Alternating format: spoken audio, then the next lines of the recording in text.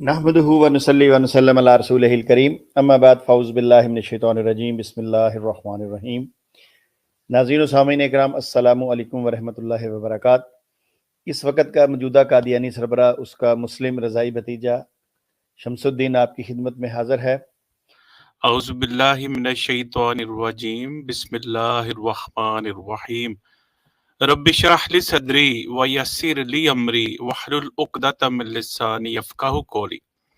तमाम हाज़रीन, सामीन और नाज़रीन को मेरी तरफ से और हमारे पैनल की तरफ से बहुत बहुत सलाम। सामीन, दरअसल आज हमारा प्रोग्राम था कि हम आपको एक मिर्ज़ा ताहिर साहब का क्लिप दिखाते। उस क्लिप के मुताबिक चूँकि हमारी जो है वो स्ट्रीम थी, मगर अनफॉर्चुनेटली इंटरनेट थोड़ा सा स्लो है। बहरहाल मैं अपना लेक्चर शुरू करता हूँ। तो हम कोशिश करेंगे कि एंड के ऊपर वो आपको थोड़ा सा जो है वो ज़रूर दिखा दिया जाए, चूँकि हमारी स्ट्रीम उसी के ऊपर बेस करती है। तो मैं से आप ज़रा करिएगा।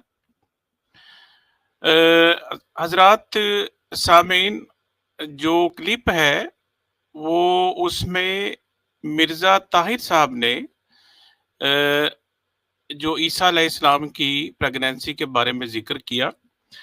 आपको सरेदस्त बताता जाऊं कि जमाते अहमदिया वफ़ात मसीह के कंटेक्स्ट में 30 आयात पेश करते हैं, 30, और उसमें कुछ आयात हम इस फोरम से पेश कर चुके हैं। आज भी हम सूरह नहल यानी शहद की मक्खी, सूरह नहल शहद की मक्खी को कहते हैं, उसके अंदर से आया नंबर 20 अगर आप अल इस्लाम पे जाएं, आया नंबर 20 जो है उसके ज़िमन में देखेंगे कि क्या वफ़ात मसीह साबित की जा सकती है उन आयात से। इसी तरह ही मिर्ज़ा ताहिर साहब का क्लिप हम कोशिश करेंगे एट द एंड आपको सुनाए। जमाते अहमदिया मोजज़ात का इनकार करती है, आप इस चीज़ को अच्छी तरह जानते हैं। उसको इस्तिआरे के या तशबीह के रंग में पेश किया जाता है। क्लिप के एंड पे मिर्ज़ा ताहिर साहब कहते हैं कि अल्लाह ताला ऐसे कवानीन नहीं बनाता कि जो बाद में वो उसे तोड़ा जा सके। यानी कहना क्या चाहते हैं कि अल्लाह ताला अपनी सुन्नत को नहीं बदलता। वो क्यों? वो इसलिए कहते हैं कि जो हज़रत ईसा अलैहिस्सलाम की पैदाइश हुई तो मरियम अलैहिस्सलामा जो है उनके बारे में मिर्ज़ा ताहिर साहब कहते हैं कि दरअसल उनके अंदर दोनों ही सेक्सेस मौजूद थी। कि होता क्या है, लोअर एनिमल्स जो होते हैं उनके अंदर तो एक ही ऑर्गेनिज्म के अंदर दोनों सेक्स मौजूद हो सकती हैं। उसके ऊपर मैं इंशाल्लाह कमेंट करूंगा। अब मिर्ज़ा ताहिर साहब कहते हैं कि अल्लाह की सुन्नत नहीं बदलती, इसलिए ये मुमकिन ही नहीं है कि वो विदाउट एनी इंटरवेंशन उनकी पैदाइश हुई हो। बहरहाल मैं ये सूरह नहल में हूँ, तो इसी के हवाले से आपके सामने एक डायग्राम खुली है। आपकी लेफ्ट साइड पे देखिए, स्क्रीन में डिप्लॉयड फीमेल है जिससे 16 नंबर के एग बनते हैं, यानी उनमें क्रोमोसोम नंबर 16 होता है। तो हजरात, अगर देखने वाली नजर हो तो सूरतों के नंबर में भी मौजे हैं। 16 नंबर सूरत है, 16 ही क्रोमोसोम होते हैं। बड़ा दिलचस्प पॉइंट नोट कीजिएगा। अगर इस फीमेल मक्खी के पास मेल मक्खी ना आए, यानी फर्टिलाइजेशन ना हो, तो ये जो अंडा होता है ये सीधा 16 नंबर का मेल बन जाता है। नीचे देखिए हैप्लॉइड मेल लिखा हुआ है। ये मक्खी इस जमीन के ऊपर 100 मिलियन ईयर से मौजूद है। वो हमें कैसे पता चलता है? इसके फॉसिल स्टडी से। मैं आपको भी इसका फॉसिल भी दिखाता हूँ। राइट साइड पे देखिए, फीमेल का क्रोमोसोम 32 है और वही जो मेल था 16 नंबर, उसके स्पर्म बनते हैं 16-16 के फीमेल के भी 16-16 के। 32 नीचे देखिए फीमेल बनती है और 32 का ही मेल भी बनता है, यानी मेल के दोनों क्रोमोसोम मौजूद हो सकते हैं, 16 भी और 32 भी। 16 नंबर जो है वो सूरत का नंबर है। तो ये अल्लाह ताला की ये भी सुन्नत है जो 100 मिलियन ईयर से मौजूद है। तो सिर्फ मामला तो ऑर्गेनिज्म का है, इंसान और मक्खी शहद की, मगर माइक्रोस्कोपिक लेवल के ऊपर तो बात एक ही है। इंसान में भी क्रोमोसोम है 46 और इसी तरह मक्खी के अंदर भी क्रोमोसोम है 32। एनी हो, ये मैं स्लाइड आपको इसलिए दिखाई चूंकि मैं सूरह नहल में हूँ, तो उसी के ही हवाले से मैंने समझा कि ये स्लाइड नहीं चाहिए। हजरत सूरह निसा में अल्लाह ताला फरमाते हैं 171 में 4 जो खसाइल लेके आए अल्लाह ताला, इन्नमल मसीहु ईसा इब्नु मरियम, नंबर 1 रसूलुल्लाहि व कलिमतुहु अलकाहा इला मरियम व रूह मिन्हु। अब ये मैं स्लाइड इसलिए दिखाई कि इसमें कालिमातुन का लफ्ज आया है, कालिमातुहु। कालिमातुन का मतलब होता है फैसला कुन फरमान। वो कैसे कि कुन फायकुन, अगर मैं और आप कुन कहेंगे तो कुछ भी नहीं होगा, कुछ भी जो है फैसला कुन फरमान नहीं होगा। जब ये अल्लाह ताला की तरफ मंसूब किया जाएगा तो ये फैसला कुन होगा, इसके नताइज भी निकलेंगे। तो इस आया करीमा में अल्लाह ताला मसीह को, ईसा अलैहिस्सलाम को इब्ने मरियम कहते हैं। मरियम अलैहिस्सलामा का जो लफ्ज है 34 दफा आता है कुरान पाक में, और ये ईसा का जब भी जिक्र आएगा तो इब्ने मरियम जो है वो उसका बदल जरूर आएगा। फिर अल्लाह के रसूल हैं, कलिमा है, यानी इनकी पैदाइश मोजिजाना तौर पे हुई, इसलिए कलिमातुन कहा गया इन्हें, कलिमातुल्लाह यानी फैसला कुन फरमान। हजरात आगे चलते हैं। जमाते अहमदिया जो कि मोजज़ात का इनकार करती है, ईसा अलैहिस्सलाम की पैदाइश हुई तो यहूद के सरदारों ने पूछा कि ये सारा मामला क्या हुआ। फ़अशारत इलैहि कालू कैफ़ा नुकल्लिमु मन कान फ़िल महदी सबिया। वो जो यहूदी थे उन्होंने कहा कि जो इस पंगूड़े में है, बच्चा है, हम उससे कैसे बात करें। फ़अशारत इलैहि, तो मरियम अलैहिस्सलामा ने उस तरफ इशारा किया, ईसा अलैहिस्सलाम की तरफ। तो अब ईसा अलैहिस्सलाम क्या कहते हैं, हालांकि वो गोद में मौजूद है। काला इन्नी अब्दुल्लाही आतानी अल किताब व जअलनी नबिया व जअलनी मुबारकन ऐनमा कुन्तु व औसानी बिस्सलाती व ज़काती मा दुमतु हय्या व बर्रन बिवालिदती व लम यजअलनी जब्बारन शक़िया वस्सलामु अलैया यौमा वुलिदतु व यौमा अमूतु व यौमा अबअसु हय्या। कहते हैं ईसा अलैहिस्सलाम कि मैं अल्लाह का बंदा हूँ, मुझे किताब दी गई है और मुझे नबी बनाया गया है, और मुझे जहाँ भी मैं मौजूद हूँ मेरी ज़ात को मुबारक रखा गया है, मुझे सलात का हुक्म दिया गया है, ज़कात का, जब तक मैं जिंदा हूँ, और मैं अपने वालिदैन के साथ नेक सलूक करने वाला हूँ, और मैं नहीं हूँ जब्बार और शकीउल क़ल्ब। मेरे ऊपर सलामती है जब मैं पैदा हुआ, जब मुझे मौत मेरे ऊपर वाक़या होगी और जब मुझे दोबारा उठाया जाएगा। इसी तरह ही आगे हम चलते हैं। सूरह आल इमरान की कुछ आयात में लेके आया। हजरत यहया अलैहिस्सलाम के बारे में खास तौर पे अल्लाह ताला ने कहा कि फनादतहु मलाइकतु व हुवा काइमुन युसल्ली फिल महराबी अन्नल्लाह युबश्शिरुका बियहया मुसद्दिक़न बिकलिमातिन मिनल्लाह। तो हजरत ज़करिया अलैहिस्सलाम को बशारत दी गई कि आपके घर बेटा होगा, और ये बड़ा ही खूबसूरत अंदाज है कुरान का। मुसद्दिक़न इस्मुल फ़ाइल है और आगे बिकलिमातिन मिनल्लाह, इसे जार मजरूर करके उसका मुतल्लिक बना दिया गया। यानी यहया अलैहिस्सलाम ने भी उनकी तस्दीक की कि वो बिकलिमातिन, कलिमातुन मैंने कहा था कि फैसला कुन फरमान, तो यहया अलैहिस्सलाम ने भी उनके बारे में तस्दीक की कि उनकी जो पैदाइश है वो मोजज़ाना तौर पे है। व सैयदन व हसूरन व नबिया मिनस सालिहीन। हजरात आगे चलते हैं। आज जो मैं आयात लेके आऊंगा जिससे वफात मसीह साबित किया जाता है, वो दरअसल उन मदफून शख्सियात के बारे में है जिसके बारे में कुछ लोग जहालत में या नासमझी में उन्हीं से दुआएं करना शुरू कर देते हैं। तो हमें नबी सल्लल्लाहु अलैहि वसल्लम ने फरमाया कि नहीतुकुम अन ज़ियारतिल क़बूर फज़ूरूहा फ़इन्ना फ़ी ज़ियारतिहा तज़किरा। तो असल मकसद क्या होना चाहिए कब्रों पे जाने का, कि उसमें हमें मौत की याद दहानी हो। ये मैं सुनन नबी दाऊद से लाया हूँ 3235। حضرات یہ وہ فاصل ہے مکی کا جو 100 ملین ایئرز اولڈ ہے.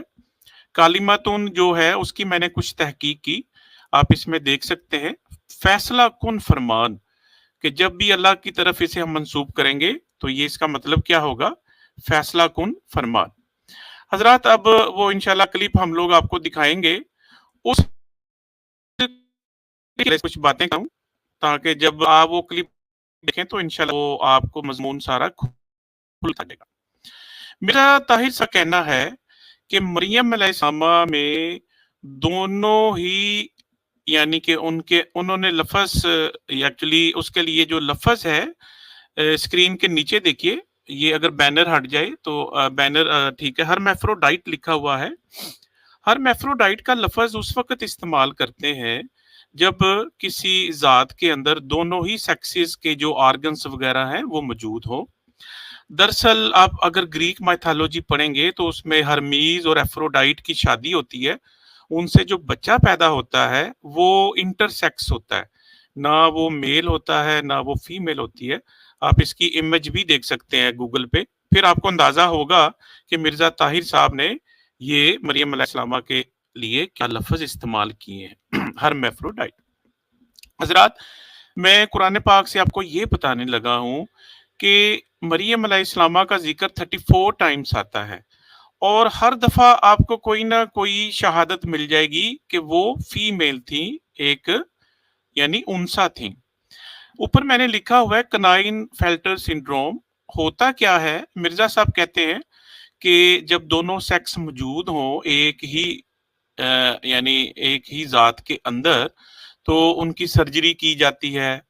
اب کلائن فیلٹر سنڈروم لڑکوں میں ہوتی ہے، میل میں ایکس وائی کی جگہ ایکس ایکس وائی کروموسوم آ جاتا ہے. اسی طرح اگر لڑکیوں میں ہو یعنی کہ سیکس دونوں ہی اعضاء موجود ہوں تو اسے ہم کہتے ہیں ٹرنر سنڈروم، اور ایکس او لکھا جاتا ہے یعنی آدھی عورت، ہاف وومن.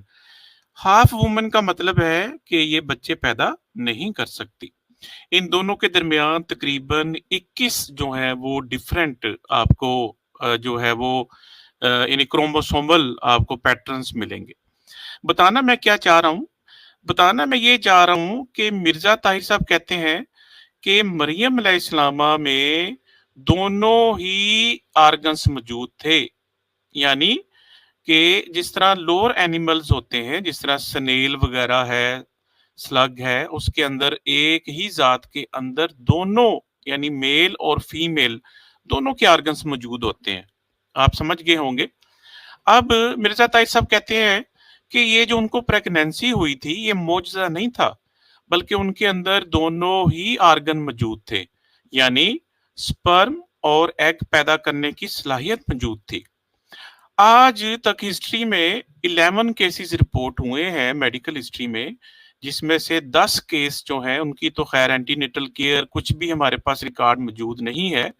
ہسپینک فیمیل نے بھی یہ کیس رپورٹ کیا تھا، مگر اس کا بھی کوئی کسی کو بھی نہیں پتا کہ اس کے ساتھ کیا معاملات ہوئے جس کی وجہ سے اسے حمل ٹھہر گیا. بہرحال میں کچھ آیات لے کے آیا ہوں سورہ آل عمران سے. اللہ تعالیٰ نے واضح طور پہ فرما دیا اذ قالت امرأۃ عمران ربی انی نذرت لک ما فی بطنی محررا فتقبل منی انک انت السمیع العلیم.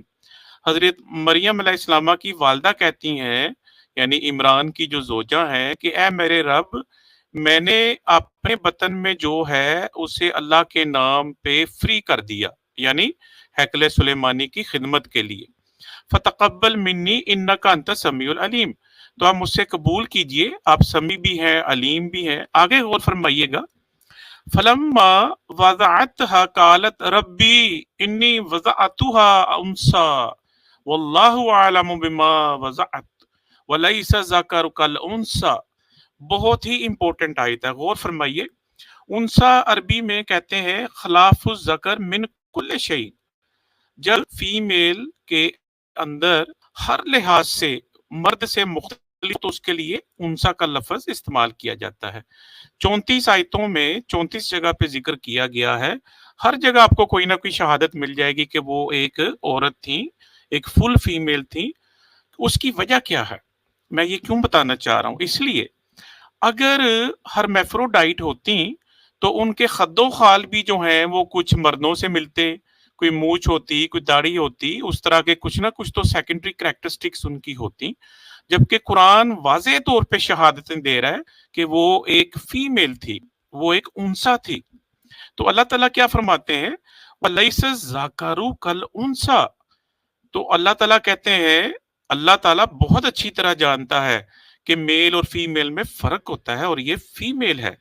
وَإِنِّي سَمَيْتُوهَا مَرْيَمَ وَإِنِّي أُعِيذُهَا بِكَ وَذُرِّيَّتَهَا مِنَ الشَّيْطَانِ الرَّجِيمِ، یہ ان کی والدہ کہتی ہیں میں نے ان کا نام مریم رکھا ہے، اور میں اسے شیطان جو ہے درگاندہ اس سے آپ کی اس کو اللہ تعالیٰ کے لیے کہتی ہیں کہ اس کو اور اس کی اولاد کو میں آپ کی یعنی اعیذوہا بیکا، آپ کی جو ہے وہ پروٹیکشن میں لاتی ہوں۔ دوبارہ غور فرمائیے اس سلائیڈ کے اوپر، اسے میں چھوڑنے سے پہلے اچھی طرح جان لیجئے کہ وہ جو کلپ ہے اس کے اندر مرزا طاہر صاحب کہتے ہیں کہ مریم علیہ السلامہ کے اندر دونوں ہی سیکسز موجود تھیں، آٹو پریگننسی ہو گئی، وہ کہتے ہیں کہ ان کے اندر آٹومیٹک پریگننسی ہو گئی، یعنی کہ ان کے اندر میل سپرم پیدا کرنے کی بھی صلاحیت تھی اور ایگ پیدا کرنے کی بھی صلاحیت تھی، معاذ اللہ ثم معاذ اللہ۔ اس کی وجہ کیا ہے؟ وجہ یہ ہے کہ معجزے کا انکار۔ حالانکہ میں نے آپ کو دکھایا کہ اللہ تعالیٰ کی سنت ہے کہ وہ میل انٹرونشن کے بغیر بھی شہد کی مکھی کے اندر میل پیدا کر سکتا ہے۔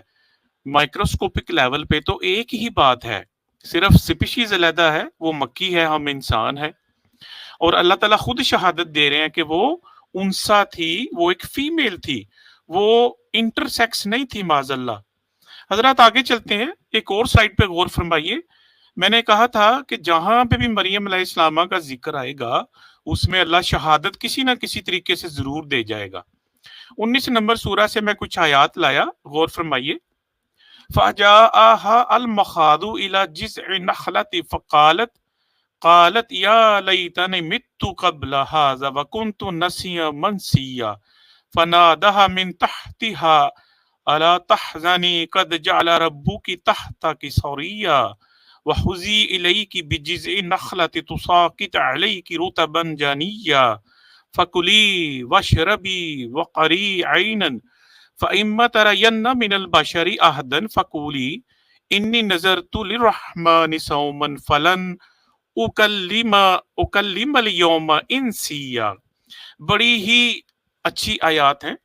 اس کے اندر کیا شہادت ہے کہ وہ ایک انسا تھی، وہ ایک فیمیل تھی۔ دیکھیے عربی زبان میں درد کو علم کہتے ہیں، جیسے آپ پڑھتے ہیں الف لام میم، اس کو اکٹھا پڑھا جائے علم، اسے درد کہا جاتا ہے۔ یہاں پہ وہ لفظ نہیں آیا، یہاں پہ مخاض آیا ہے۔ مخاض کیوں آیا ہے؟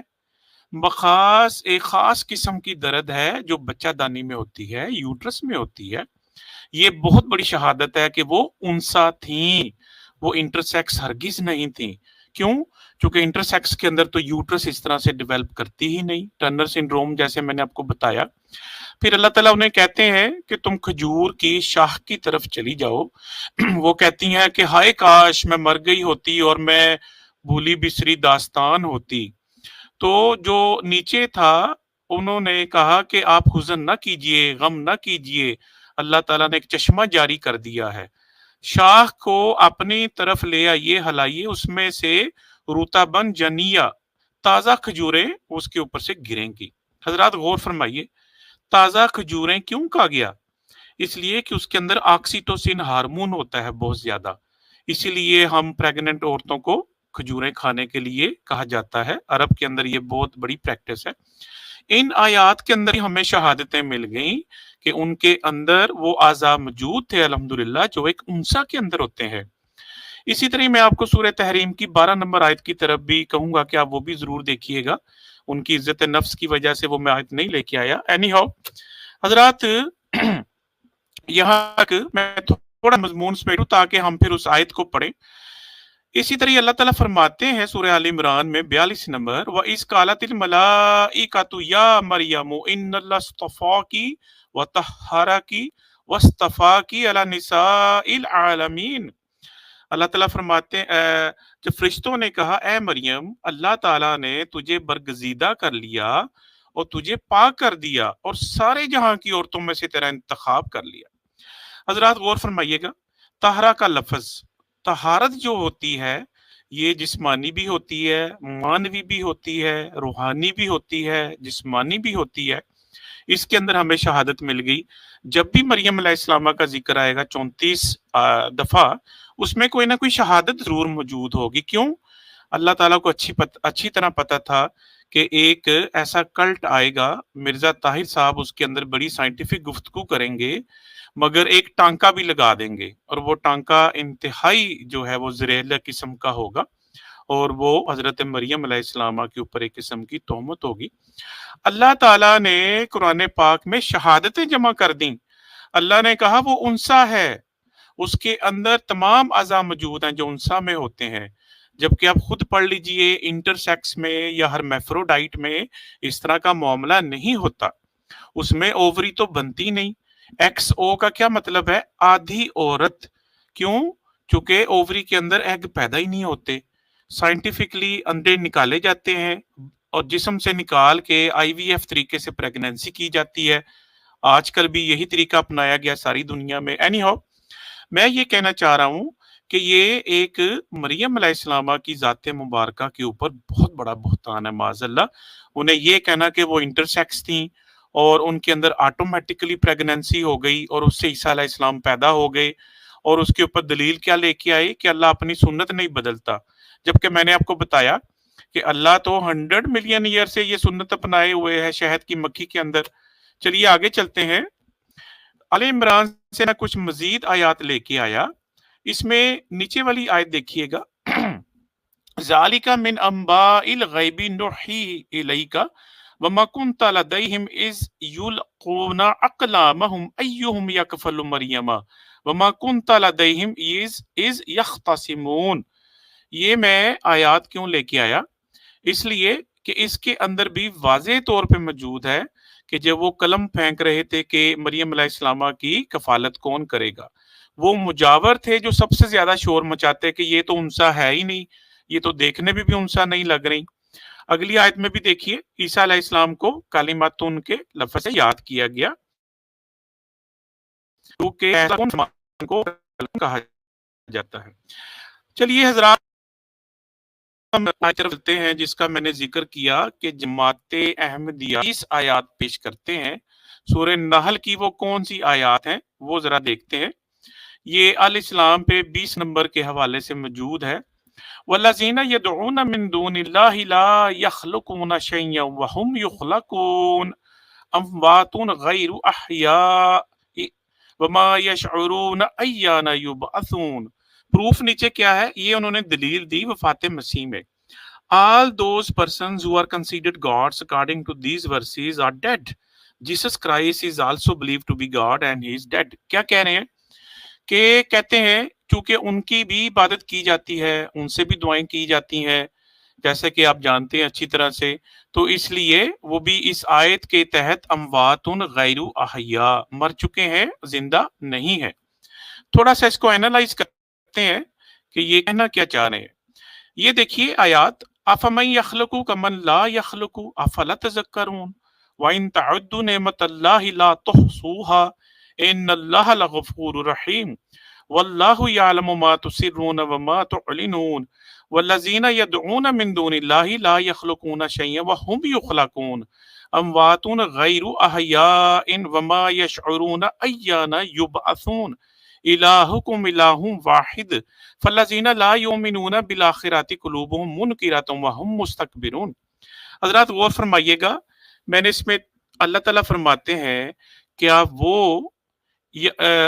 افمن یخلقو کمن لا یخلقو، کیا وہ برابر ہو سکتے ہیں کہ جو پیدا کرتا ہے اور جو کچھ بھی نہیں پیدا کرتا؟ افلا تذکرون، کیا تم نصیحت حاصل نہیں کرتے؟ اگر تم اللہ کی نعمتوں کو گنو گے تو تم اس کا شمار نہیں کر سکتے۔ اللہ تعالیٰ غفور ہے، رحیم ہے، اور وہ جانتا ہے جو تم ظاہر کرتے ہو اور جو تم چھپاتے ہو۔ آگے غور فرمائیے، جو لوگ من دون اللہ، اللہ کے علاوہ اور شخصیات کو پکارتے ہیں اور آبجیکٹس کو پکارتے ہیں، یدعون، انہیں پکارتے ہیں، ان سے دعائیں کرتے ہیں، لا یخلقون شیئا وہم یخلقون، وہ کوئی چیز تخلیق نہیں کرتے بلکہ وہ خود تخلیق کیے گئے. اموات غیر احیاء، وہ مر چکے ہیں، ان میں زندگی نہیں ہے. مرزا صاحب کہتے ہیں 3 چیزیں ہیں. نمبر 1 کہ وہ مخلوق ہو، من دون اللہ ہو، اور اس سے دعا کی جاتی ہو. اس کا نتیجہ کیا نکلے گا کہ وہ ڈیڈ ہے. وما یشعرون ایان یبعثون، اور وہ نہیں جانتے کہ انہیں کب اٹھایا جائے گا. اب مرزا صاحب یہ 3 ایرو پہ غور فرمائیے. ان 3 ایرو کو لے کے میں آگے چلوں گا، 3 مثالیں دوں گا، اور اس کے بعد پھر ایک منطقی دلیل کے ساتھ انشاءاللہ ہم اختتام کریں گے. ان چیزوں کو یاد رکھیے. نمبر 1 کہ وہ مخلوق ہونی چاہیے. نمبر 2 من دون اللہ ہونی چاہیے. نمبر 3 اسے دعا میں پکارا جاتا ہو. چلیے دیکھتے ہیں. مرزا صاحب روحانی خزائن میں جلد نمبر 3 431 صفحہ ازالہ اوہام حصہ 2 میں لکھتے ہیں اس آیت کے بارے میں. 20ویں آیت یہ ہے والذین یدعون من دون اللہ لا یخلقون شیئا وہم یخلقون اموات غیر احیاء وما یشعرون ایان یبعثون. تو یہ وہی جو میں آپ کو پہلے بتا چکا ہوں. انہوں نے اپنے دعویٰ کی دلیل پہ یہ آیت لے کے آئے کہ 3 چیزیں ہیں. نمبر 1 مخلوق من دون اللہ، اور اسے عبادت کے لیے پکارا جاتا ہو یا اس کی عبادت کی جاتی ہو تو کہتے ہیں وہ اموات ہوگا. ٹھیک ہے، اس کو ہم اینالائز کر لیتے ہیں. حضرات میں ایک چیز بتاتا جاؤں کہ انسانیت کی ابتدا توحید سے ہوئی. سورہ بقرہ 213 نمبر آیت میں یہی فرمایا گیا ہے کان الناس امۃ واحدۃ فبعث اللہ النبیین مبشرین ومنذرین. اسی طرح یہ آیت آگے چلتی ہے کہ انسانیت کی ابتدا توحید سے ہوئی. کہا جاتا ہے کہ نوح علیہ السلام تک توحید ہی قائم رہی، مگر پھر اختلافات پیدا ہوئے. پھر نوح علیہ السلام کی قوم کے اندر کچھ نیک ہستیاں تھیں جنہیں پکارا جانے لگا. ان کی وفات کے بعد پھر اس کے اوپر مزار بنا لیے گئے. چلیے وہ بھی دیکھ لیتے ہیں. تو نوح علیہ السلام اگر آپ سورہ 71 نمبر پڑھیں، اس کی میں کچھ آیات لے آیا ہوں. تو وَقَالُوا لَا تَذَرُوا آلِهَتَكُمْ وَلَا تَذَرُنَّ وَدًّا وَلَا سُوَاعًا وَلَا يَغُوثَ وَلَا يَعُوقَ وَنَسْرًا. یہ 5 شخصیات تھیں نوح علیہ السلام کی قوم میں کہ جو نیک ہستیاں تھیں. ان کی وفات کے بعد ان کو دفن کیا گیا، اس کے اوپر مزار بنا لیے گئے. کچھ لوگ اپنی جہالت میں بہت آگے چلے جاتے ہیں اور ان ہستیوں سے مانگنا شروع کر دیتے ہیں. تو یہی چیز وہاں پہ فرمائی گئی. جیسا کہ میں نے آپ کو بتایا نوح علیہ السلام تک آدم علیہ السلام سے توحید ہی توحید تھی. اس لیے اللہ تعالیٰ فرماتا ہے سورہ بنی اسرائیل میں آیت نمبر 17 میں وَكَمْ أَهْلَكْنَا مِنَ الْقُرُونِ مِنْ بَعْدِ نُوحٍ. نوح علیہ السلام کے بعد ہم نے کئی قومیں ہلاک کی ہیں شرک کی وجہ سے. وَكَفَى بِرَبِّكَ بِذُنُوبِ عِبَادِهِ خَبِيرًا بَصِيرًا. آگے چلتے ہیں. میں ایک حدیث لے کے آیا ہوں صحیح بخاری کی 4920، جس میں جو میں نے آپ کو یہ ہستیاں بتائیں، جو 5 ہستیاں تھیں، اس کے بارے میں ہمیں ہمارے پیارے نبی صلی اللہ علیہ وسلم نے کیا بتایا ہے. جو بت نوح علیہ السلام، یہاں پہ غلطی سے انہوں نے موسیٰ لکھ دیا، جو بت موسیٰ نوح علیہ السلام کی قوم میں پوجے جاتے تھے بعد میں وہی عرب میں پوجے جانے لگے. ود دومت الجندل میں بنی کلب کا بت تھا، سواع بنی حزیل کا، یغوث بنی مراد کا، اور مراشاخ بنی عطیف کا جو وادی اجفف میں قوم سبا کے پاس رہتے تھے. یعوق بنی ہمدان کا بت تھا. نصر حمیر کا بت تھا جو ذوالقلع کی آل میں سے تھے. یہ 5 نوح علیہ، اس پہ ذرا غور فرمائیے گا، یہ ضروری ہے. نوح علیہ السلام کی قوم کے نیک لوگوں کے نام تھے. جب ان کی موت ہو گئی تو شیطان نے ان کے دل میں ڈالا کہ اپنی مجلسوں میں جہاں وہ بیٹھے تھے ان کے بت قائم کر لیں اور ان بتوں کے نام اپنے نیک لوگوں کے نام پر رکھ لیں. چنانچہ ان لوگوں نے ایسا ہی کیا. اس وقت ان بتوں کی پوجا نہیں ہوتی تھی، لیکن جب وہ لوگ مر گئے جنہوں نے بت قائم کیے تھے تو کیا ہوا؟ علم لوگوں میں نہ رہا تو ان کی پوجا ہونے لگی. یہ ہمارے پیارے نبی نے ہمیں بتایا ہے، اس لیے یہ بھی میں. چلیے حضرات، اب میں آپ کو 3 مثالوں سے میں آپ کو دکھاتا ہوں. ایک چیز بتاتا جاؤں، ایسی دلیل میں کسی کو شامل کیا جاتا ہے، اسے ہم کہتے ہیں دلیل شاملہ. یہ کیا ہے؟ یہ دلیل شاملہ ہے. اس عیسیٰ علیہ السلام کا لکھا نہیں ہوا، اس میں زبردستی لایا گیا ہے، ٹھیک ہے مانا جائے گا، کیوں؟ چونکہ وہ مخلوق ہیں، من دون اللہ ہے، انہیں پکارا جاتا ہے تو وہ اموات ہیں، ٹھیک ہے آگے چلتے ہیں۔ تین ہم نے یہ مٹیریل میتھڈ لے کے چلنے ہیں۔ سب سے پہلے میں آپ کو شیطان کے بارے میں بتاؤں گا، پھر فرشتوں کے، پھر سورج کے بارے میں، تو انشاءاللہ پھر ہم اپنی اسٹریم کا اختتام کریں گے۔ الم احد الیکم یا بنی آدم اللہ تعبدوا الشیطان انہ لکم عدو مبین ونعبدونی ھذا صراط مستقیم وَلَقَدْ أَضَلَّ مِنْكُمْ جِبِلًّا كَثِيرًا أَفَلَمْ تَكُونُوا تَعْقِلُونَ هَذِهِ جَهَنَّمُ الَّتِي كُنْتُمْ تُوعَدُونَ۔ حضرات، شیطان یا ابلیس آپ کو جیسا کہ پتہ ہے اس کا ایک مکالمہ بھی، بلکہ کئی مکالمے ریکارڈ ہوئے قرآن میں، اور ایک میں مکالمہ 36 نمبر سورہ سے لے کے آیا ہوں، سورہ یاسین سے۔ تو اللہ تعالیٰ ان لوگوں کو کہتے ہیں جو شیطان کی پوجا کرتے تھے، کیا تمہیں میں نے بتایا نہیں تھا کہ وہ تمہارا دشمن ہے؟ تم میری عبادت کرو، سیدھا راستہ یہ ہے۔ تم میں سے کئی گروہوں کو اس نے بھٹکا دیا، تم عقل کیوں نہیں کرتے تھے؟ یہ ہے وہ جہنم جس کا تم سے وعدہ کیا جاتا تھا۔ حضرات آگے چلتے ہیں۔ جب سورہ بنی اسرائیل کی 56 نمبر آیت ریویل ہوئی تو اس کا مقصد کیا تھا؟ قُلِ ادْعُوا الَّذِينَ زَعَمْتُم مِّن دُونِهِ فَلَا يَمْلِكُونَ كَشْفَ الضُّرِّ عَنكُمْ وَلَا تَحْوِيلًا۔ اسی طرح ہی اولئک الذین یدعون یبتغون الی ربہم وسیلہ ایہم اقرب ویرجون رحمتہ ویخافون عذابہ ان عذاب ربک کان محذورا۔ اس کا ترجمہ پڑھ لیجئے۔ میں ایک حدیث کے ذریعے یہ بتانا چاہ رہا ہوں کہ شیطانوں کو یا ابلیس کو یا شیطان کو پکارا جاتا تھا، اور وہ ابھی تک زندہ ہے، بلکہ روز آخر تک زندہ رہے گا۔ سورہ ابراہیم میں اس کا آخری خطبہ بھی ریکارڈ کیا گیا ہے۔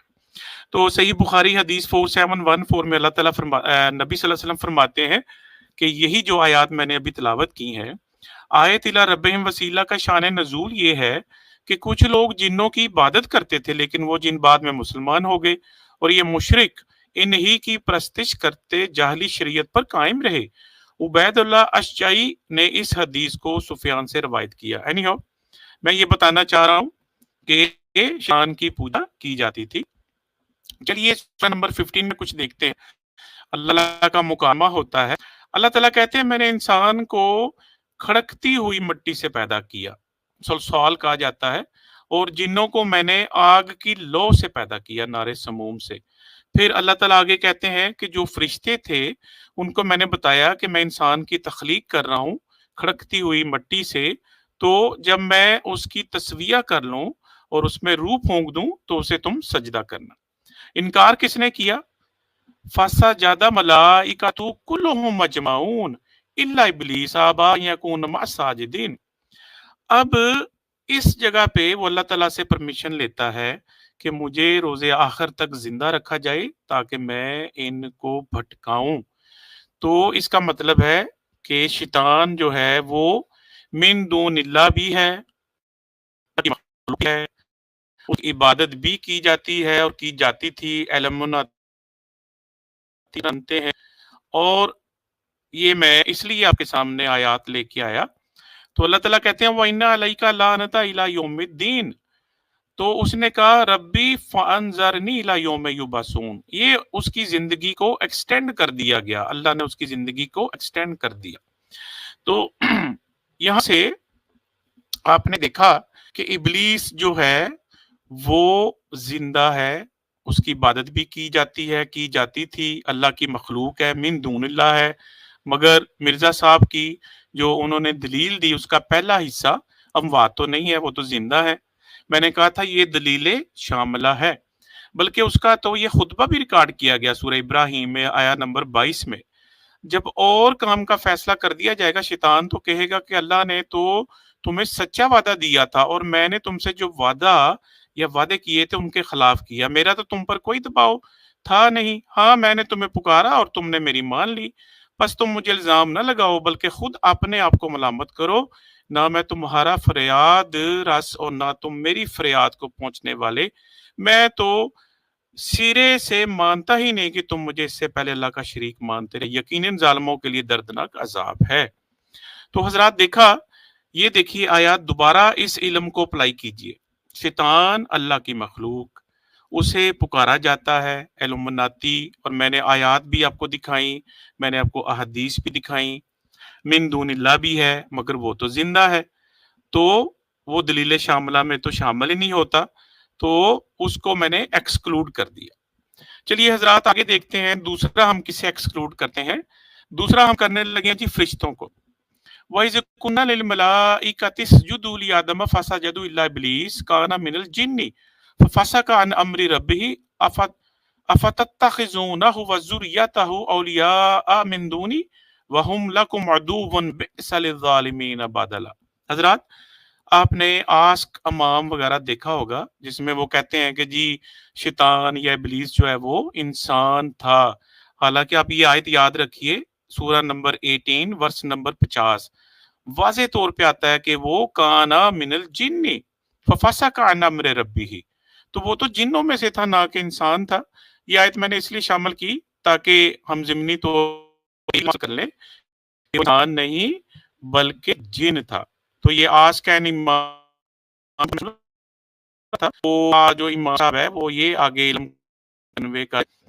حضرات ابھی تک میں نے آپ کو بتایا کہ دلیل شاملہ میں سے میں نے شیطان کو نکال دیا، وہ تو اس میں شامل نہیں ہوتا۔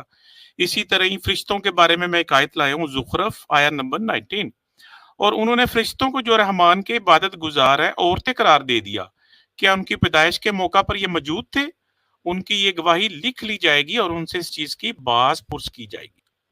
اسی طرح اور بھی کچھ آیات کھاتا ہوں تو ہم جس سے پتہ چلتا ہے سورہ صافات کی 37 نمبر آیت ہے، فَاسْتَفْتِهِمْ أَلِرَبِّكَ بَنَاتُ وَلَهُمْ بَنُونَ أَمْ خَلَقْنَا الْمَلَائِكَةَ إِنَاثًا وَهُمْ شَاهِدُونَ أَلَا إِنَّهُمْ مِنْ إِفْكِهِمْ لَيَقُولُونَ وَلَدَ اللَّهُ وَإِنَّهُ لَكَاذِبُونَ أَصْطَفَى الْبَنَاتِ عَلَى الْبَنِينَ۔ واضح طور پہ اللہ نے فرما دیا کہ یہ ملائکہ کو اللہ کی بیٹیاں کہتے ہیں اور فیمیل کا نام رکھتے ہیں، انسا کا نام ان کا رکھتے ہیں۔ حضرات آگے چلتے ہیں، یہ دیکھیے یہ میں جو ہے سورہ 17 میں سے لایا ہوں، افرأیتم لات والعزی منات ثالثۃ الاخری، یہ تین فرشتوں کے بت بنائے ہوئے تھے جس کی وہ عبادت کرتے تھے۔ تو یہ میں اس لیے آیات لے کے آیا۔ پھر دیکھیے وہی آیات، تین چیزیں میرا صاحب نے کہا کہ وہ مخلوق ہوں گے، من دون اللہ ہوں گے، اور ان کی عبادت یا ان سے دعائیں کی جاتی ہوں گی۔ فرشتے بھی نکل گئے، شیطان ابلیس بھی نکل گیا اس میں سے۔ آگے چلتے ہیں، یہ میں ایک حدیث لے کے آیا ہوں، آپ اکثر ان کی سٹریم پہ سنیں گے، یہ زبعرہ کی حدیث ہے۔ اس میں آتا ہے کہ بنو ملیح جو تھے وہ ملائکہ کی پوجا کرتے تھے۔ اس کو میں نے براؤن ریکٹینگولر کے اندر رکھ لیا ہے، یہ بھی ایک علمی نقطہ ہے اس لیے میں اسے لے آیا۔ حضرت تھوڑا چونکہ ہم اپنے سٹریم کے طرف جا رہے ہیں تو میں امید کرتا ہوں کہ وہ کلپ بھی سن لیجیے گا انشاءاللہ۔ حضرات ابھی تک میں نے آپ کو بتایا کہ شیطان اور ملائکہ ان کی پوجا بھی کی جاتی ہے، من دون اللہ بھی ہیں، اللہ کی مخلوق بھی ہیں، مگر وہ امواتن تو نہیں ہے، غیر احیاء تو نہیں ہے، وہ تو زندہ ہے۔ یہ دلیل شاملہ ہے۔ آگے چلتے ہیں، سورج کے بارے میں یاد رکھیے، جدید سائنس ہمیں بتاتی ہے کہ سورج بھی اللہ کی مخلوق ہے، یہ بھی پیدا، جو ستارے ہیں وہ بھی پیدا ہوتے ہیں وائٹ ہولز میں، ان کی بھی ایک عمر ہوتی ہے، حیات ہوتی ہے۔ ہمارے سورج کی 9 بلین ایئرز ایج ہے اور 4.5 اس کی عمر ہو چکی ہے، اس کے بعد اس کی بھی ڈیتھ ہو جائے گی اور ایک نیوٹرن سٹار بن جائے گا، یا جسے ہم بلیک ہول بھی کہتے ہیں۔ اگر بہت بڑا ستارہ ہو سپر نووا تو اس سے پھر بلیک ہول بن جاتا ہے۔ حضرات سورج بھی اللہ کی مخلوق ہے، اس کی بھی پوجا کی جاتی ہے اور اس سے بھی دعائیں کی جاتی ہیں، من دون اللہ بھی ہے۔ یہ میں آیا ہوں آپ کے سامنے 41 سورہ 37 میں سے، اور دن رات اور سورج چاند بھی اسی کی نشانیوں میں سے ہیں، تم سورج کو سجدہ نہ کرو نہ چاند کو، بلکہ سجدہ اس اللہ کے لیے کرو جس نے سب کو پیدا کیا، اگر تمہیں اسی کی عبادت کرنی ہے تو۔ اسی میں ایک آیت نمبر سے بھی 23 نمبر کہ جو حدود نے حضرت سلیمان علیہ السلام کو آ کے بتاتا ہے، انی وجدت امرأۃ تملکہم اوتیت من کل شیء ولہا عرش عظیم، میں نے دیکھا کہ ان کی بادشاہت ایک عورت کر رہی ہے جسے ہر قسم کی چیز سے کچھ نہ کچھ دیا گیا ہے اور اس کا تخت بھی بڑی عظمت والا ہے۔ چونکہ یہ بھی سورج کی پوجا تھے، تو وہ کہتا ہے وَجَدْتُهَا قَوْمَهَا يَسْجُدُونَ لِلشَّمْسِ، سورج کو سجدہ کرتے تھے۔ تو کہتا ہے حدود میں نے اسے اور اس کی قوم کو اللہ تعالیٰ کو چھوڑ کر سورج کو سجدہ کرتے ہوئے پایا۔ شیطان نے ان کے کام انہیں بھلے کر دیے، دکھلا کر صحیح راہ سے روک دیا ہے، پس وہ ہدایت پر نہیں ہے۔ حضرات اسی طرح ہی سورج کے بارے میں آپ کو بہت سی آیات ملیں گی، میں کچھ آیات لے کے آیا جس سے ہمیں پتہ چلتا ہے کہ سورج بھی ایک دن اس کی زندگی ختم ہو جائے گی۔ کلو یجری لِأَجَلٍ مُّسَمًّى، تو اسی طرح اللہ تعالیٰ فرماتے ہیں وَشَمْسُ تَجْرِي لِمُسْتَقَرٍ لَهَا ذَلِكَ تَقْدِيرُ الْعَزِيزِ الْعَلِيمِ، سورج ایک خاص اپوائنٹڈ نقطے کی طرف تیزی سے دوڑ رہا ہے، تیزی سے ایک ہی لائن میں، اور یہ وہاں پہ جا کے اس کا اینڈ ہو جائے گا۔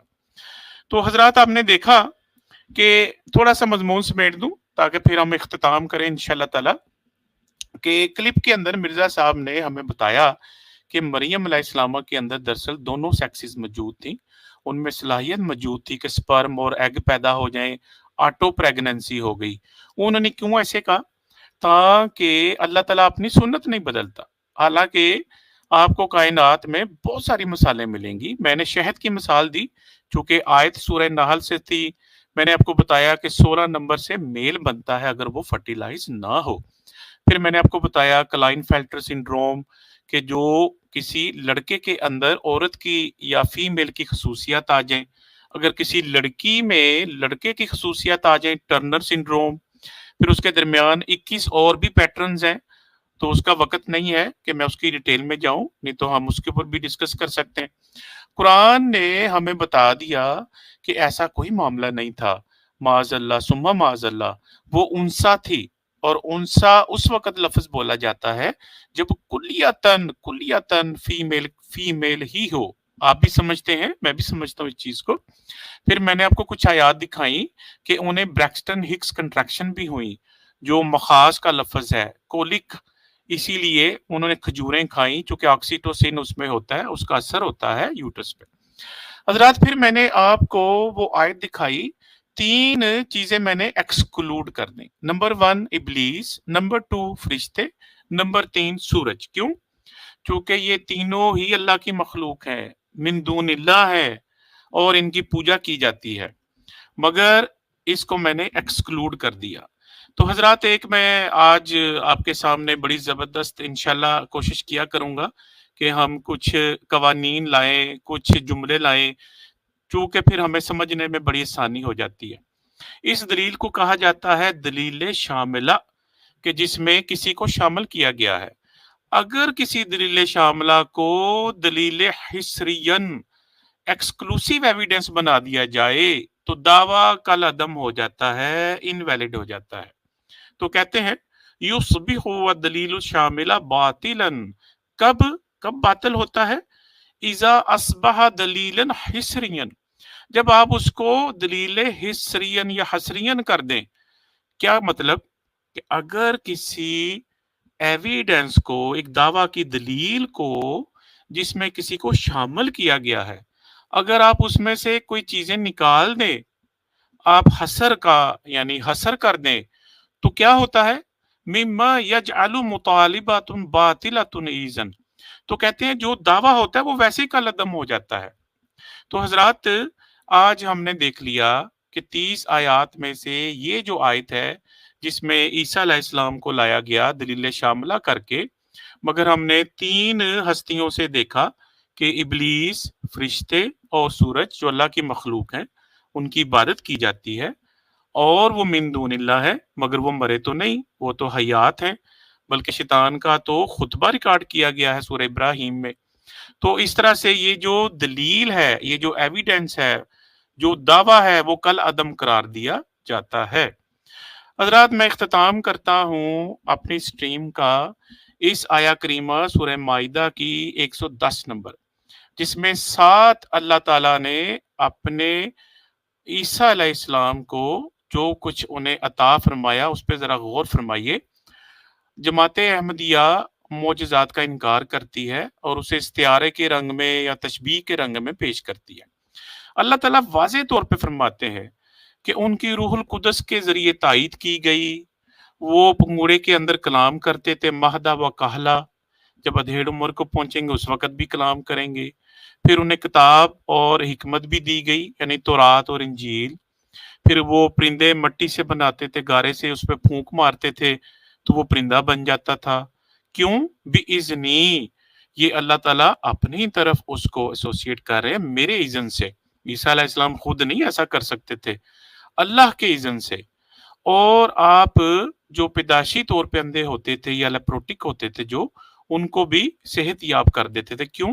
بِإِذْنِی. اس پہ غور فرمائیے. بِإِذْنِی بِإِذْنِی وَإِذْ تُخْرِجُ الْمَوْتَى بِإِذْنِی. تو اللہ تعالیٰ بار بار فرما رہے ہیں کہ میرے اذن سے. تو اس لیے معجزات کا انکار کرنا ایکچولی اس بات کا انکار ہے کہ اللہ کے اندر یہ صلاحیت معاذاللہ موجود نہیں ہے. یہ اللہ کے حکم سے ہوتا تھا جو بھی ہوتا تھا. تو اس کو استعارے کے رنگ میں پیش کرنا، تشبیہ کے رنگ میں پیش کرنا، چھ معنی دارت. حضرات میں سٹریم کا انشاءاللہ تعالی اختتام کرتا ہوں. ہمارے کچھ دوستوں نے ابھی ہمیں جوائن کیا ہے. تھوڑا سا میں بس مضمون سمیٹ کے تو شمس الدین بھائی کی طرف جاؤں گا اور ہم کوشش کریں گے کہ ہم وہ کلپ پلے کر لیں انشاءاللہ تعالی. تو حضرات آج کی سٹریم میں ہم نے سورہ نحل کی آیت دیکھی جو کہ دلیل شاملہ کے طور پہ لائی گئی. اس میں عیسیٰ علیہ السلام کو داخل کیا گیا. ہم نے اسے دلیل حصرین بنا دیا، انکلوسیو ایویڈنس کو ایکسکلوسیو ایویڈنس بنا دیا. تو وہ جو ان کا دعویٰ تھا وہ کالعدم قرار دیا. انشاءاللہ آپ کی خدمت میں اگلے ہفتے ہم دوبارہ انشاءاللہ پروگرام لے کے آئیں گے. جزاک اللہ خیر. الحمدللہ رب العالمین. تو اس لیے دوسرے سوال کے جواب میں پہلے دیتا ہوں کہ یہ بات بالکل غلط ہے. یہ مدافعانہ پالیسی ہے. لوگوں سے ڈرتے ہیں لوگ کہ سائنسدان اور دنیا کے دوسرے لوگ جو ان باتوں کو مانتے نہیں، وہ کہیں قرآن نے غلط بات لکھ دی ہے، تو اپنی طرف سے قرآن کے دفاع میں قرآن کا اعتماد ہی اٹھا دیتے ہیں، جو بالکل غلط اور ناجائز بات ہے. واقعہ یہ ہے کہ انسانی زندگی سے پہلے بھی تمام حیوانی زندگی میں ایسے جانوروں کی قسمیں ہیں جن میں، اور پودوں کی بھی ایسی قسمیں ہیں جن میں مرد اور عورت یعنی میل اور فیمیل، نر اور مادہ ایک ہی وجود کے اندر ملتے ہیں، اور اس کے نتیجے میں انٹرنل فرٹیلائزیشن بھی ہو جاتی ہے، باوجود اس کے کہ بالعموم خدا تعالیٰ نے ایسا نظام کیا ہے کہ ان دونوں باتوں کے اکٹھا ہونے کے باوجود دوسروں کے سپرم یا ان کے پولن سے وہ ایک دوسرا پھول یا جانور حمل ٹھہرا لے، لیکن اندرونی طور پر ہونا ممکن ہے اور قطعی طور پر سائنس کے لحاظ سے ثابت ہے.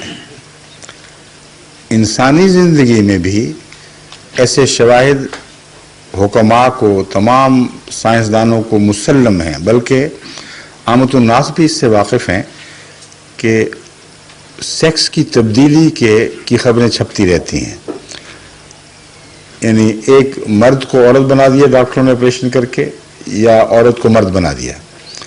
سوال یہ پیدا ہوتا ہے کہ کیا ان میں طاقت ہے کہ مرد کو عورت بنائیں اور عورت کو مرد بنائیں؟ عامت الناس نہیں سمجھتے اس بات کو. بات یہ ہے کہ وہ صرف اسی میں وہ تبدیلی ظاہر کر سکتے ہیں جس کو خدا تعالیٰ نے دونوں صفات سے بیک وقت متمتع فرمایا ہو. ایسا انسان جس میں مردانہ اعضاء بھی ہوں اور زنانہ اعضاء بھی ہوں، وہ جب تک ان دونوں اعضاء کے ساتھ بڑا ہوتا ہے دونوں میں سے ایک بھی پوری طرح نشو و نما نہیں پا سکتا. اس لیے بعض دفعہ ایک نسبتاً زیادہ طاقتور ہو جاتا ہے تو اس شخص کا رجحان اس طرف ہو جاتا ہے، بعض دفعہ دوسرا نسبتاً طاقتور ہوتا ہے مگر پوری نشو و نما نہیں پاتا تو اس کا رجحان ادھر ہو جاتا ہے. تو کہتے ہیں، ڈاکٹر پوچھتے ہیں آپ نے لڑکی بننا کہ لڑکا، تو وہ کہہ دیتا ہے یہ بنا دو، اور ڈاکٹر بناتا کچھ نہیں، خدا نے بنایا ہوا ہوتا ہے، ایک حصے کو کاٹ کر الگ کر دیتا ہے، پھر وہ آزادی سے نشو و نما پاتا ہے. مگر سائنسدان یہ تسلیم کرتے ہیں کہ دونوں کا بلوغت تک پہنچنا اور ایکٹیویٹ ہونا ناممکن نہیں ہے. اور یہ بھی تسلیم کرتے ہیں کہ اندرونی طور پر ایسے سیلز ہو سکتے ہیں جو لڑکی نے اپنے آباء و اجداد کی نسل سے لیے ہوں اور رحم کے اندر موجود ہوں، لیکن وہ نشو و نما نہ پا رہے ہوں، اور اگر وہ ایکٹیویٹ ہو جائیں تو رحم کے اندر ہی وہ عورت کے اووم یعنی انڈے کو وہ فرٹیلائز کر سکتے ہیں. اور یہ بھی وہ بات ہے جس کو دنیا کے ڈاکٹر تسلیم کرتے ہیں.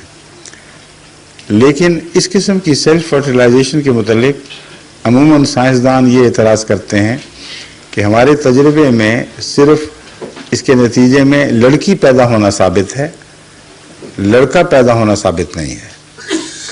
مگر اب جو نئی تحقیق مسلم ہو چکی ہے وہ یہ ہے کہ ہمارا یہ نظریہ غلط تھا. بعض صورتوں میں جس کو وہ تفصیل سے سائنسی لحاظ سے بیان کرتے ہیں، یہ ناممکن نہیں ہے کہ ایک عورت کسی مرد سے ملے بغیر بچہ پیدا کرے اور وہ بچہ لڑکا بھی ہو، لڑکی نہ ہو. تو سائنس نے جب یہاں تک تحقیق کر لی ہے تو اس کو غیر طبی کہنا ویسے ہی ناجائز ہے.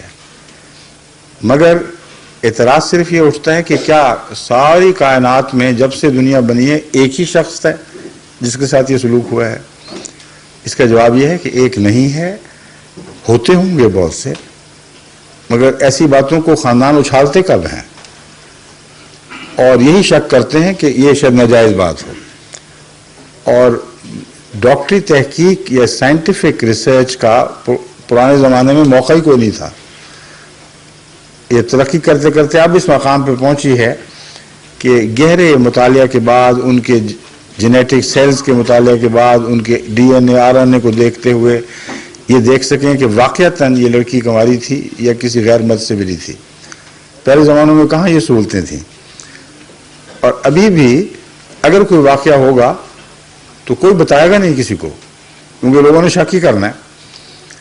اس لیے ایک ہی ایسا واقعہ ہے جہاں گواہی دی گئی ہے خدا کی طرف سے، بس اس کی انفرادی حیثیت گواہی کی حیثیت ہے، نہ کہ واقعہ کی انفرادی ہونے کی حیثیت. یہ ہو سکتا ہے تو ہوا ہے، لیکن تصرف الہی کے تابع ایسا ہوا. اور اس قرآن کریم کا ساری دنیا پر یہ احسان ہے کہ ایسی بچیوں کو الزام سے پاک کر دیا جو یہ اصرار کریں اور خدا کی قسم کھا کے گواہی دیں کہ ہم پاک ہیں. جب یہ پاک کر دیا گیا تو اب کسی کا یہ حق نہیں جب تک وہ اقرار نہ کرے یا دوسرا مرد پکڑا نہ جائے جس نے اس سے کوئی ایسی حرکت کی، اس کو کوئی سزا نہیں مل سکتی. لیکن اب سائنسی ذریعے سے یہ ممکن ہو گیا ہے کہ ایسی عورت کے دعوے کی تحقیق کی جا سکے اور پھر ثابت کر دیا جائے کہ واقعتاً معصوم تھی کہ نہیں تھی. اتنے لمبے جھگڑوں کی کوئی ضرورت نہیں، کیونکہ ایسے واقعات دبا دیے جاتے ہیں. تو قرآن کریم کی روح سے خدا ہر چیز پر قادر ہے، اس میں کوئی شک نہیں. لیکن ایک قادر ذات ایسے قوانین نہیں بنایا کرتی جس کو اسے خود توڑنا پڑے. اس لیے جماعت احمدیہ کا یہ مسلک بھی غور سے سمجھنا چاہیے. ہم ہرگز یہ نہیں کہتے کہ خدا ہر چیز پر قادر نہیں ہے. ہم یہ کہتے ہیں قادر بھی ہے اور حکیم بھی ہے. انسانی قوانین اس لیے ٹوٹتے ہیں کہ انسان مستقبل میں اپنے ذہن کو پہنچا نہیں سکتے کہ شاید یہ ضرورت پڑ جائے، شاید وہ ضرورت پڑ جائے. اس لیے بار بار قانون بنتے اور ٹوٹتے ہیں. قانون قدرت کا کمال ہے، اور یہ خدا کی ہستی پر سب سے بڑی گواہی ہے کہ 20 ارب یا کچھ کم سال سے یہ قوانین جاری ہیں اور ان کو توڑنے کی ضرورت نہیں پڑی. تمام قوانین مکمل طور پر ایک دوسرے کے ساتھ ہم آہنگی کے ساتھ جاری ہیں. تو خدا کو کیا ضرورت ہے ایسے قوانین بنانے کی جن کے مطابق بعد میں وہ کہے ہو یہ تو توڑنے کی ضرورت پڑے گی. اس لیے قوانین کے اندر گنجائش رکھی ہوئی ہے اللہ تعالیٰ نے. اس لیے غیر طبی باتیں وہ نہیں کیا کرتا، اس کی شان کے خلاف ہے. ہاں انسان بعض دفعہ اس کے افعال کو سمجھ نہیں سکتا، اور جو چیزیں آج غیر طبی دکھائی دیتی ہیں کل کو ان کا طبی ہونا ثابت ہو جاتا ہے. تو ہمارے ساتھ عبید اللہ بھائی نے ابھی جوائن کیا ہے. ماشاءاللہ عبید اللہ بھائی السلام علیکم. آپ کی صحت یابی کے لیے جو ہے وہ تشویش ہے. آپ کا کیا حال ہے عبید اللہ بھائی؟ جی آپ کچھ فرمانا چاہیں گے آج کی اسٹریم کے بارے میں؟ جی الحمدللہ. پہلی بات تو یہ ہے کہ میں بھائیوں کو بتا دوں پہلے سے الحمدللہ طبیعت بہتر ہے، لیکن ابھی تک بیڈ ریسٹ پہ ہوں. کسی قسم کی ورکنگ نہیں کر پا رہا، روکا ہوا ڈاکٹروں نے مکمل طور پہ بیڈ ریسٹ کر رہا ہوں. تو انشاءاللہ جیسے ہی اللہ تعالیٰ نے مکمل صحت دی تو کام بھی کروں گا. میں یہ گزارش کرنا چاہتا ہوں، میں نے آج کی جو آپ کی اسٹریم سنی ہے، حقیقت میں یہ بات مرزا طاہر نے جو لی ہے نا، وہ مرزا غلام احمد قادیانی سے لی ہے. کیونکہ مرزا غلام احمد قادیانی چشمہ معرفت روحانی خزائن جلد 23 میں واضح طور پہ لکھتا ہے، صفحہ نمبر 225 کے آخر پر اور 226 میں، کہ پھر مضمون پڑھنے والے نے ایک یہ اعتراض پیش کیا کہ مریم کیوں کر روح القدس سے حاملہ ہو گئی اور کیوں کر صرف مریم سے یسوع پیدا ہو گیا. اس کا یہی جواب ہے کہ اسی خدا نے اس کو پیدا کیا جو موجب قول آریہ سماج کے ہر ایک ابتدا دنیا میں لاکھوں انسان کو یوں ہی مولی گاجر کی طرح زمین میں سے نکالتا ہے، جبکہ وید کے بیان کی روح سے کروڑہ مرتبہ بلکہ بے شمار مرتبہ خدا نے اسی طرح دنیا کو پیدا کیا ہے اور اس بات کا محتاج نہیں رہا کہ مرد عورت باہم ملے تا بچہ پیدا ہو. تو پھر اس طرح اگر یسوع بھی پیدا ہو گیا تو اس میں حرج کیا ہے؟ اس اعتراض کی جڑ تو صرف اسی قدر ہے کہ بغیر مرد اور عورت کے ملنے کے کیوں کر انسان پیدا ہو گیا.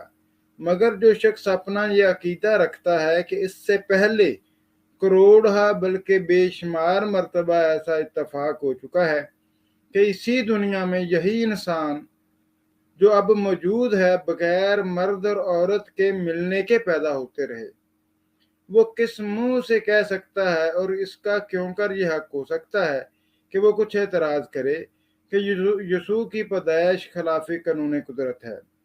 پھر آگے لکھتا ہے کہ بڑے بڑے محقق طبیبوں نے جو ہم سے پہلے گزر چکے ہیں اس قسم کی پیدائش کی مثالیں لکھی ہیں اور نظیریں دی ہیں، اور ان کی تحقیق کی روح سے بعض اس قسم کی بھی عورتیں ہوتی ہیں کہ قوت رجولیت اور انسیت دونوں ان میں جمع ہوتی ہے، اور کسی تحریک سے جب ان کی منی جوش مارے تو حمل ہو سکتا ہے، یعنی کہ عورت کی اپنی ہی منی سے جوش مارنے سے حمل ہو سکتا ہے. اور یہ مرزا قادیانی کا نظریہ ہے.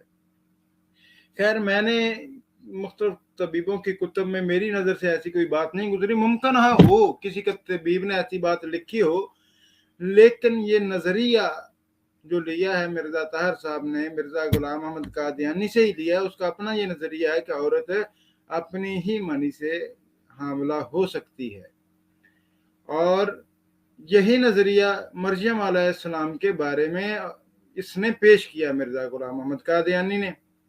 بلکہ بعض مقامات پر تو یہ بھی اس نے لکھا کہ عیسیٰ علیہ السلام کا باپ تھا یوسف جو ہے نجار، اس عیسیٰ علیہ السلام کا والد اس کو قرار دیا. ایک طرف عیسیٰ علیہ السلام کے بغیر باپ کی پیدائش کا قائل بھی تھا اور دوسری طرف یوسف نجار کو عیسیٰ علیہ السلام کا باپ بھی قرار دیتا تھا، اور یہ الفاظ لکھے کہ میں عیسیٰ علیہ السلام تو درکنار بلکہ ان کے حقیقی بہن بھائیوں کا بھی جو ہے احترام کرتا ہوں، یعنی کہ عیسیٰ علیہ السلام کے حقیقی بہن بھائیوں کا جو ہے یہ معترف ہے، اور عیسیٰ علیہ السلام کی بغیر باپ کے پیدائش کا بھی یہ اقراری ہے. اور دوسری طرف مریم علیہ السلام کی اپنے ہی منی سے جوش مارنے والی بات جو اس نے پیش کی ہے چشمہ معرفت میں، جو مثال دی ہے اور یہ ثابت کرنے کی کوشش کی ہے کہ ایسا ممکن ہے، تو یہ چیز بھی سامنے ہمیں رکھنی چاہیے کہ در حقیقت یہ بندہ سیدنا عیسیٰ ابن مریم علیہ السلام کا گستاخ تھا اور معجزات کا انکاری تھا، نیچری تھا. قرآن کریم ببانگ دہل کہتا ہے کہ عیسیٰ علیہ السلام جو ہے وہ پرندے بنایا کرتے تھے اور اللہ کے حکم سے وہ پرندے حرکت کرتے تھے، ان میں جان ڈال دی جاتی تھی۔ اسی طرح مردہ کو عیسیٰ علیہ السلام کہتے تھے کم بِإِذْنِ اللہ، اللہ کے حکم سے اٹھ جاتا، وہ کھڑا ہو جاتا تھا۔ لیکن مرزا غلام احمد قادیانی عیسیٰ علیہ السلام کے پرندے بنانوں کا بھی انکاری ہے، اسی طرح عیسیٰ علیہ السلام کے کم بِإِذْنِ اللہ کہہ کر کے مردوں کو زندہ اٹھائے جانے کا بھی انکاری ہے، جبکہ دوسری طرف اپنے بارے میں یہ کہتا ہے، غالباً تحفہ گولڈویہ کا حوالہ ہے یا تریاق القلوب کا، مجھے یاد نہیں ہے پوری طرح، تو اس میں اس نے ایک تو لکھا کہ اپنے بیٹے کے بارے میں کہ چوتھا مہینہ، سفر کے مہینے کو چوتھا مہینہ قرار دیا اس نے، کہتا ہے چوتھا مہینہ سفر کا اور چوتھا ہی دن چار شنبہ، حالانکہ یہ پانچواں دن بنتا ہے، چار شنبہ جو ہے چوتھا نہیں بنتا، کہتا ہے اس جو میرا بیٹا ہے اس نے اپنے ماں کے پیٹ میں 2 مرتبہ باتیں کی۔ بھائی اگر تمہارا بیٹا ماں کے پیٹ میں 2 مرتبہ باتیں کر سکتا ہے اور بقول اس کے تمہارے تم نے وہ خود سنی ہیں، تو کیا سیدنا عیسیٰ علیہ السلام کے ہاتھ سے اللہ تعالیٰ معجزہ نہیں دکھا سکتا اپنے حکم سے؟ پھر ہمارا تو یہ سوال بھی ہے ان سے کہ انہوں نے وہ مرزا قادیانی نے یہ آواز کہاں سے سن لی اپنے بیٹے کی ماں کے پیٹ سے؟ وہ کون سا ذریعہ تھا، کون سا راستہ جس سے آواز آئی تھی؟ یہ اتنے بدبخت ہیں کہ سیدنا عیسیٰ علیہ السلام کے معجزات کے انکاری ہیں، نیچری ہیں، دوسری طرف جو ہے جناب اپنے من گھڑت اور جھوٹے معجزے، اور پھر اس نے واضح طور پہ یہ بات لکھی ہے کہ عیسیٰ علیہ یہ جو اپنے بیٹے کے بارے میں یہ کہتے ہیں نا جناب مردے زندہ نہیں ہوتے جسمانی طور پر، اور یہ جسمانی اپنے بارے میں کہتا ہے کہ میرا بیٹا بیمار تھا، اس کو عورتوں نے کہا کہ وہ مر گیا ہے، تو میں نے تھوڑی سی توجہ کی تو وہ زندہ ہو گیا، اس کا سانس جاری ہو گیا۔ تو کہتا ہے احیائے موتا بھی عیسیٰ علیہ السلام کا کچھ اسی نوعیت کا تھا، یعنی جسمانی طور پر بھی مانتا ہے اور دوسری طرف یہ قادیانی اس کو روحانی طور پر کہتے ہیں۔ اب مرزا قادیانی کی کس بات کو تسلیم کیا جائے گا؟ کبھی کہتا ہے جناب درمیان میں 3 دیواریں حائل تھیں تو اللہ تعالیٰ نے مجھے دکھا دیا کہ وہ عورت جو تھی میرے گھر میں صفائی کر رہی تھی، میلا پڑا تھا، میں نے اسے کہا وہاں پہ میلا اٹھاؤ جا کے۔ یہ اس کے لیے ممکن ہے لیکن دیگر انبیاء کے لیے ممکن نہیں ہے۔ اس بدبخت نے انبیاء کے معجزات کا انکار کیا ہے مرزا غلام احمد قادیانی نے، اور پوری قادیانی ذریت انبیاء کے معجزات کی منکر ہے۔ اور یہ جو آپ نے ماشاءاللہ اتنا اچھا لیکچر دیا سورہ نحل کی آیت کے حوالے سے اور بڑی تفصیل سے بیان کیا، تو یہ جو کنسیپٹ ہے نا جو مرزا طاہر نے پیش کیا ہے وہ اسی مرزا غلام احمد قادیانی سے ہی لیا ہے۔ میں نے صرف یہی عرض کرنی تھی، تو ابھی میری گزارش ہے کہ شمس بھائی جو ہے وہ کلپ دکھائیں جس کا ڈاکٹر صاحب نے وعدہ کیا تھا مرزا طاہر کا۔ جی محترم۔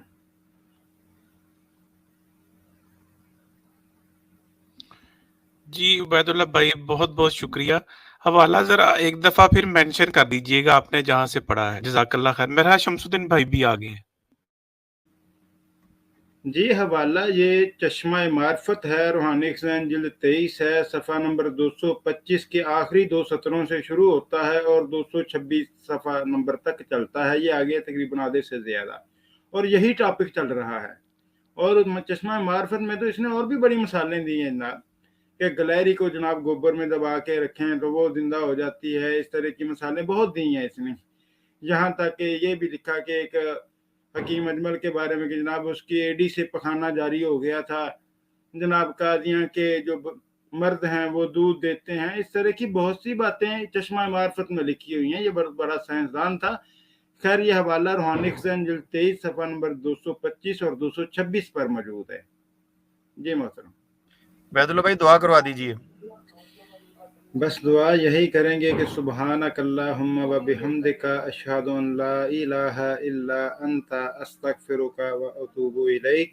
یہ کفارہ مجلس کی دعا پڑھ کے انشاءاللہ بات ختم کر دیتے ہیں۔ نبی اکرم صلی اللہ علیہ وآلہ وسلم خود بھی اور اپنے صحابہ کو بھی یہ ترغیب دلاتے کہ جب آپ کسی مجلس کا اختتام کریں تو یہ دعا ضرور پڑھیں، سبحانک اللہم و بحمدک اشہد ان لا الہ الا انت استغفرک و اتوب الیک۔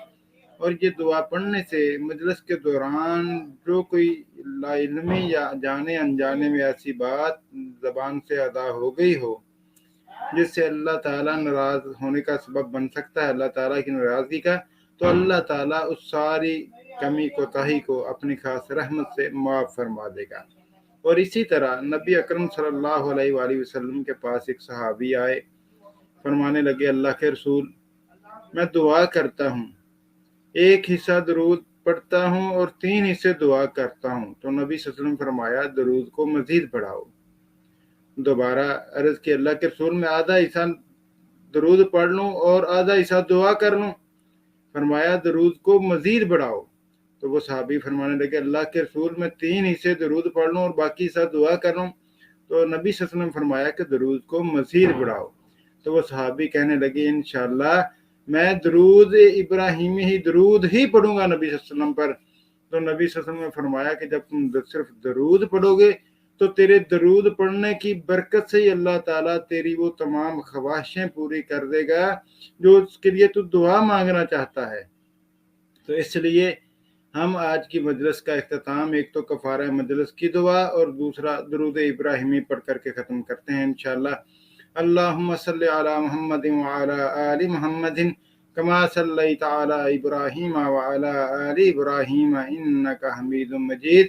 اللہم بارک علی محمد وعلی آل محمد کما بارکت علی ابراہیم وعلی آل ابراہیم انک حمید مجید۔